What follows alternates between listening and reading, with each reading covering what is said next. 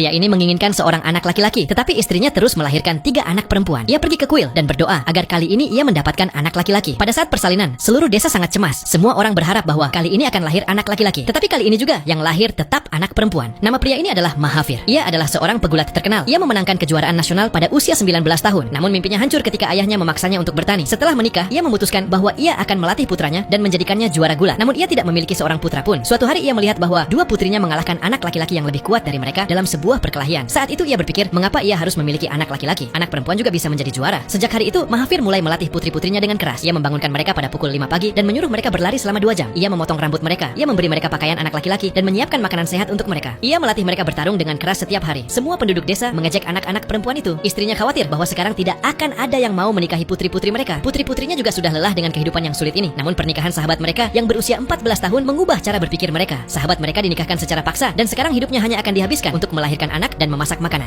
Akhirnya para putri memahami bahwa ayah mereka ingin memberi mereka masa depan yang lebih baik. Setelah itu, dalam waktu singkat, Putri Sulung Gita memenangkan turnamen tingkat lokal dan nasional dan menunjukkan bakatnya. Kemudian ia bergabung dengan tim nasional dan akhirnya ia siap untuk bertanding di tingkat internasional. Namun tanpa disiplin ketat ayahnya, Gita memanjangkan rambutnya, mulai bergaya dan mulai makan makanan cepat saji. Setelah itu ketika ia kembali ke desanya dan mengalahkan ayahnya, ia menjadi terlalu percaya diri. Namun segera di tingkat internasional, ia kalah dengan sangat buruk. Lawannya dengan mudah mengalahkannya. Setelah itu seluruh kesombongannya hancur dan sekarang ia ingin kembali berlatih dengan ayahnya. Bahkan ketika pelatih melarang Mahavir masuk ke akademi, ia diam-diam memanjat dinding dan berlatih dengan ayahnya. Dan mereka berdua juga membuat strategi melalui telepon. Di final Commonwealth Games, Gita bertanding melawan seorang atlet Australia yang sebelumnya telah 2 kali mengalahkannya. Di sisi lain, pelatih mengurung Mahavir di ruang penyimpanan. Di ronde terakhir, Gita membutuhkan 4 poin dalam waktu 22 detik untuk menyamakan skor. Pada saat sulit itu, ia teringat teknik mengangkat seluruh tubuh lawan dan membantingnya yang diajarkan ayahnya, sehingga ia memperoleh 5 poin dan menang. Berdiri di atas podium, Gita mulai mengingat semua momen kemenangannya. Pada saat yang sama, lagu kebangsaan India diputar, sehingga ayahnya yang terkunci di ruang penyimpanan mengetahui bahwa putrinya telah menang. Penjaga segera menemui Mahavir dan Mahavir dengan cepat berlari ke arah putrinya. Melihat ayahnya, Gita melempar buket bunga dan berlari ke arahnya. Impian sang ayah akhirnya terwujud. Setelah penantian panjang selama bertahun-tahun, Mahavir mengucapkan kata-kata yang selalu ingin didengar Gita.